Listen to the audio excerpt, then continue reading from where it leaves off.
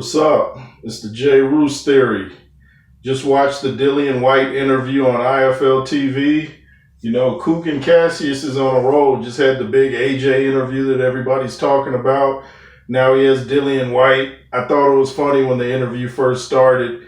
Dillian's, fiddling around with some supplements or something, and Coogan says, "I'm just checking out your shoulder." In other words, trying to see if you were telling the truth or not.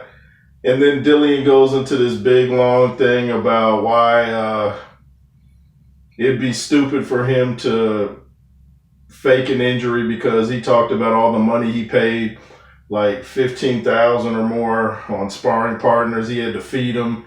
He's like, heavyweights eat and drink a lot. I had to pay for their sparring. I guess he had to pay for their living expenses while they're there sparring. But I'm like, Eddie Hearn's probably taking care of all that. And I was reading some of the comments under the interview. This one guy said Dillian was eating the whole time to try to cover up the fact that he wasn't telling the truth. And, sometimes when people are being deceptive, they're doing other things to try to keep your eyes off their eyes. They kind of feel like if you look them in the eyes too long, you'll be able to tell they're not telling the truth.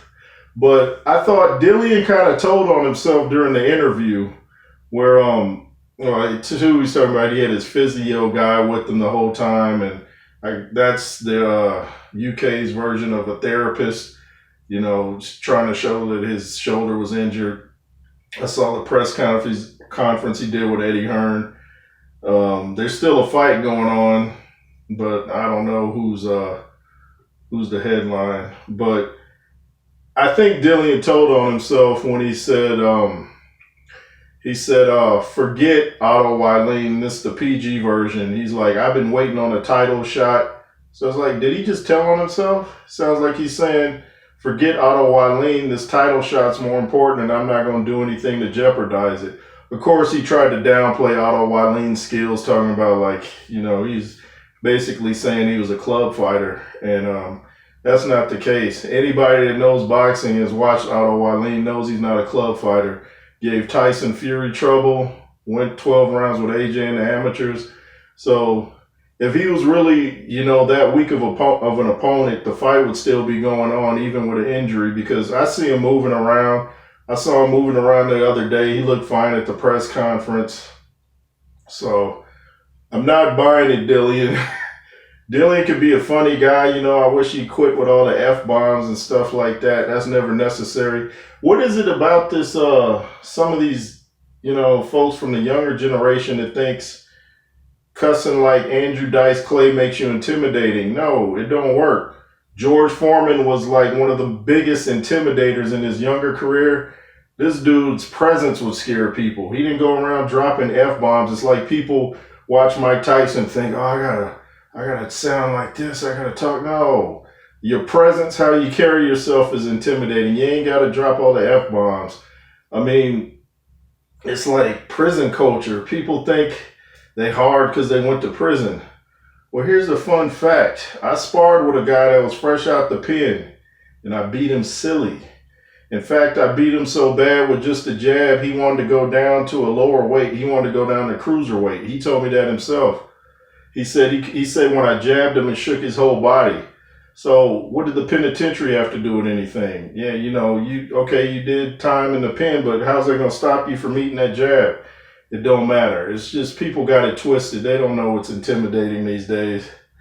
But anyway, I think Dillian Whyte was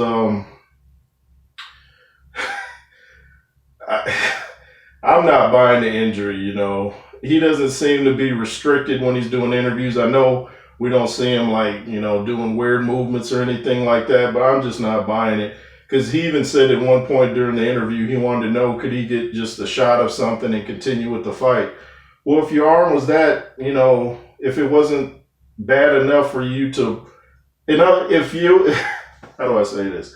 If you could go on with the fight by getting a shot, then chances are your shoulder wasn't that injured. I mean, if you could just get a shot and continue to fight, you mean to tell me that injury was so bad you had to pull out?